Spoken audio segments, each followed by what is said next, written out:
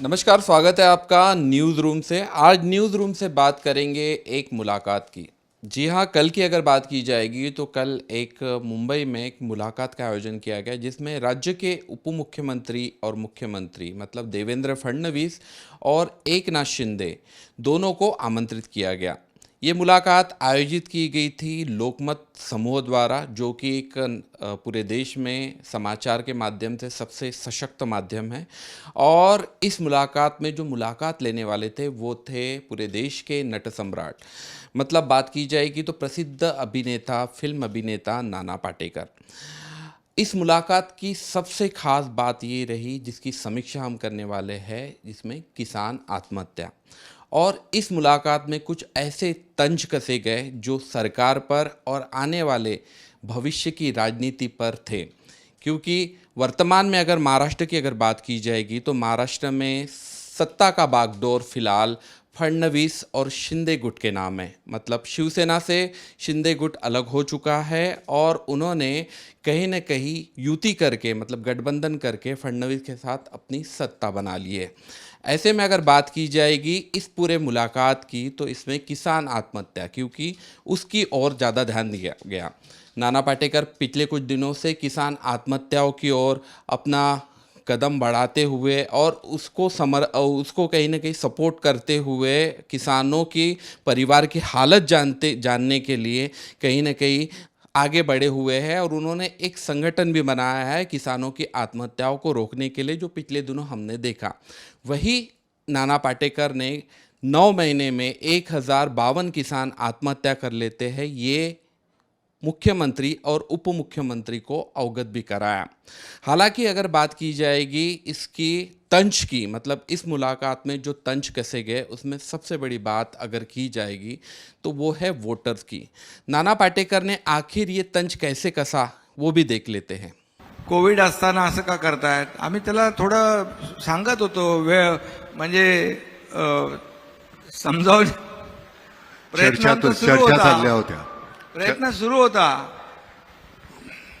पण आम्हाला यश आलं नाही, म्हणून आम्ही मते तुमच्या मतांचा आदर 3 महिन्यापूर्वी केलेला आहे। आणि नाना, कोविड होता आणि सरकार फेसबुक लाईव्ह वर तर बनवता येत नाही, त्यामुळे जसा कोविड संपला आम्ही एकत्रित आलो आणि फिजिकल सरकार तयार केलं।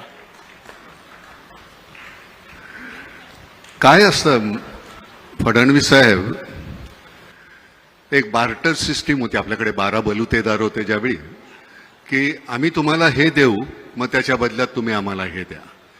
मतदार म्हणून आम्ही म्हणतो की आम्ही मत देऊ। लग्नपत्रिका छापल्यानंतर कोणतरी दुसरीच लग्नाला मुलगी उभी, नवरा मुलगा दुसरा, आणि मग आम्ही आमचा आहेर वाया जातो। आम्ही आहेर द्यायचा कोणाला, आम्ही कोणाला तरी दिलेला आणि तो कुठल्या तरी कोणाच्या तरी घरामध्ये जातो, त्याचं वाईट वाटतं।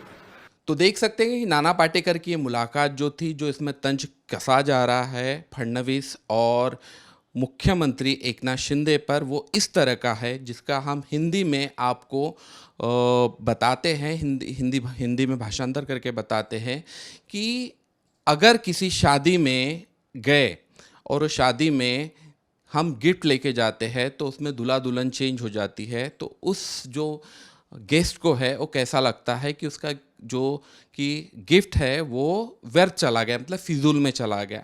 ये तंज आखिर इस वर्तमान सरकार पर था, महाराष्ट्र की सरकार पर था, या पिछले जो शिवसेना में जो उद्धव ठाकरे जो पूर्व मुख्यमंत्री थे उन पर था, ये साबित नहीं हो पाया।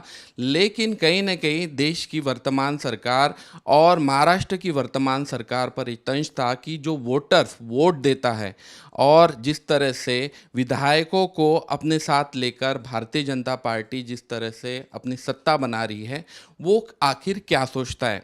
वही अगर बात की जाएगी दूसरे तंज की, तो इसमें सबसे बड़ी बात थी कि नाना पाटेकर ने एक कहानी बताई। कहानी के स्वरूप में उन्होंने इसको विदेश से जोड़ दिया। से इसलिए जोड़ दिया नाना पाटेकर ने क्योंकि वो किसी पर मतलब सीधे तौर पर हमला नहीं करना चाहते। उन्होंने इस कहानी के जरिए क्या बताने की कोशिश की वो भी आप मराठी में जरा सुन लीजिए। तर खरं सांगतो की हे तुम्ही ज्यावेळी चुकीचं बोलता आम्हाला नाही का वाईट वाटत, आम्हाला नाही का त्याचा त्रास होत, की आम्ही कुणाच्या हातामध्ये सत्ता दिलेली आहे हे आमच्यावर बरं सत्ता म्हणजे तुम्ही लोकसेवक आहात हो, तुम्ही राज्यकर्ते नाही आहात. आम्ही तुम्हाला निवडून दिले कारण आम्हाला आमच्यामध्ये तेवढी पात्रता नाही आहे, आम्ही नाही करू शकत हा कारभार. आम्ही तुम्हीच चालवा आमच्यासाठी आणि तो आमच्यासाठी चालवत राहा. एकनाथराव तुम्ही नुसती म्हणाल होत्या बोला. नाही अगोदर तुम्ही जे म्हणालात ना ते 2.5 वर्षाच्या पूर्वी आपल्याला जाणवलं असेल, पण आम्ही 3 महिन्यानंतर आम्ही राज्यकर्ते नाही, शासन प्रमुख नाही, आम्ही या राज्यातल्या जनतेचे सेवक म्हणून काम करणार आहोत, सेवक म्हणून. नाही त्याची खात्री आहे, म्हणूनच हे इतकं मी सहजपणे बोलतोय. गंमत काय पण माहितीये का, जनतेमध्ये आम्ही जेव्हा जातो तेही काही लोकांना पटत नाही, रुचत नाही, त्याला काय करायचं. नाही गंमत काय झाली माहितीये का, त्या दिवशी फडणवीस साहेब आम्ही एक अशी सहज कुठेतरी गोष्टी ऐकत असताना एक गोष्ट छान ऐकली बरं का. आपल्या इथे ती पद्धत नाहीये, पण परदेशी राजा राणी गेले होते, फिशिंगसाठी निघाले. आपल्याकडे ती पद्धत नाहीये आणि फिशिंगला निघालेला असताना रस्त्यामध्ये एक गाढवावर बसून एक कोळी चालला होता, खांद्यावर गळ होता. राजाने विचारलं काय रे मच्छी पकडायला का? तो म्हणला नाही महाराज, आज मच्छी पकडायला जाणार नाहीये, वादळ आहे, खूप मोठा पाऊस येणार आहे. म्हटलं मूर्ख माणसा, मी माझ्याकडे खूप पगार देऊन हवामान तज्ज्ञ ठेवलेला आहे. त्यांनी सांगितलं तुम्ही जा खुशाल, काही होणार नाहीये. राजा पुढे गेला, खूप वादळ झालं, पाऊस आला, त्रेधा तिरपीट झाली. राजा दरबारात गेला, प्रधानाला सांगितलं त्या माणसाला आणा बघू, हवामान तज्ज्ञाला त्याला लाद घालून हाकलून लावा आणि त्या कोळ्याला बोलवा आणि त्याला अपॉइंट करा. कोळी आला, तो म्हणला महाराज मला यातलं काही कळत नाही हो. तो म्हणलं मग त्या दिवशी कसं सांगितलंस पाऊस येणार वादळ होणार? तो म्हणला माझ्या गाढवानं कान खाली टाकले की मला कळतं पाऊस येणार आणि वादळ होणार. तर म्हणलं मग ठीक आहे, गाढवाला अपॉइंट करा. म्हणजे राजेशाही गेली, लोकशाही आली, पण ती अपॉइंट करण्याची पद्धत काही गेलेली नाही अजून.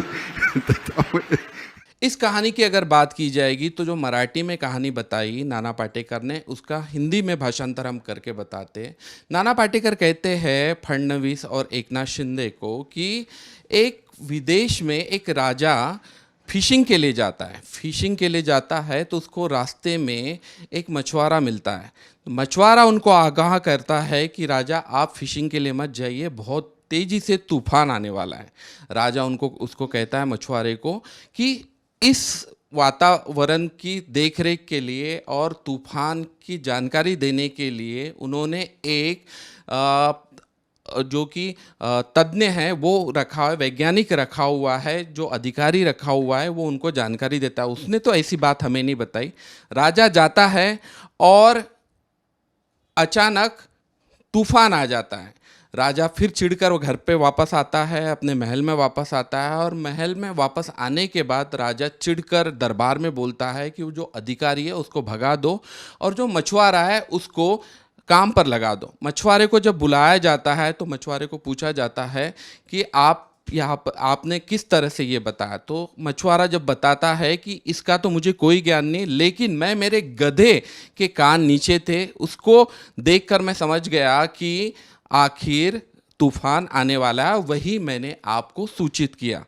तब राजा कहता है कि ठीक है, मछुआरे को भी काम नहीं दिया जाता है, इस गधे को काम दे दो। मतलब आजकल जो राजनीति में जो गधे जो आ रहे हो, आखिर राजनीति का वो गधा कौन था, इस पर भी ये तंज जाता है, कहीं ना कहीं इस सरकार के ऊपर तंज जाता है और कहीं ना कहीं बात हास्य में बदल जाती है, वहाँ पे हंसकर इसको टाल दिया जाता है। मतलब ये राजनीति का गधा कौन था, गधों के साथ सरकार बनाकर किस तरह से सत्ता बनाई जाती है, ये भी बात इसमें स्पष्ट हो जाती है। खैर, ये तो चलते ही रहेगा राजनीति में। जिस तरह से अगर इस पूरी मुलाकात की अगर बात की जाएगी तो नाना पाटेकर ने ये भी बात बताई कि राजनीति में, आज की राजनीति में और पहले की राजनीति में कितना फर्क है।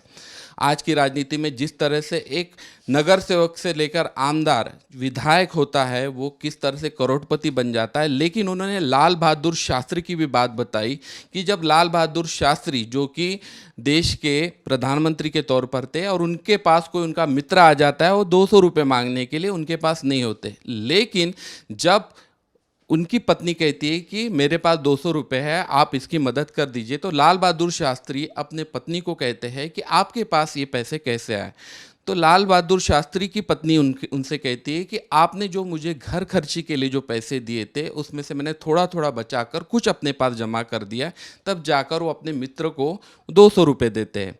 ऐसे में लाल बहादुर शास्त्री एक चिट्ठी भारत सरकार को लिखते हैं कि उनकी तनख्वाह में से बहुत कुछ बच जाता है, तो वो कहीं ना कहीं उनकी तनख्वाह से 10 रुपये कम कर दे।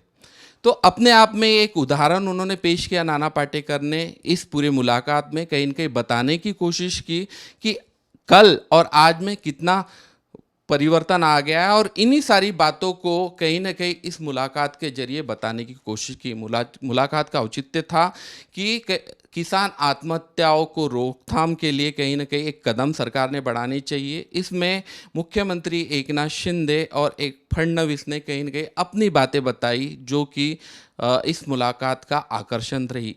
वही शिवसेना और अन्य चीज़ों पर भी इसमें तंज कसे गए, लेकिन उसी हालात में जिस तरह से जवाब दिए फडणवीस और एकनाथ शिंदे ने, वो इस मुलाकात के केंद्र बिंदु रहे। ऐसे में न्यूज़ रूम से आज इतना ही। आपसे फिर मुलाकात होगी किसी नए मुद्दे के साथ। तब तक के लिए नमस्कार।